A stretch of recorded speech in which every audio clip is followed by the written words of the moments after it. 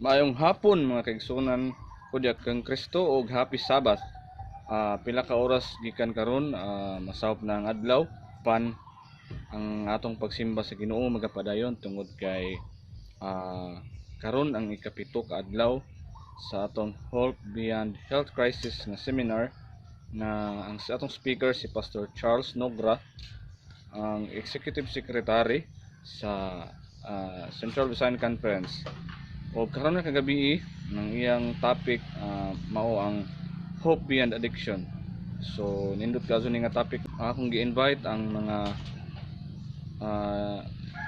kung sa tong gusto nga labi na sa pagpanigarilyo nga gusto na nga muundang ni para kini ninyo. O greetings po diha sa San Jose SD Church, Talibon, Bohol, diha nila ni Evangelist Elger Quesada og ni Mama Joy. Igsuon usab ni April diha.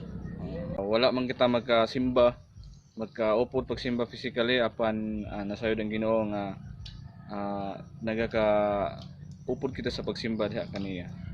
Mayong hapon og happy Sabbath.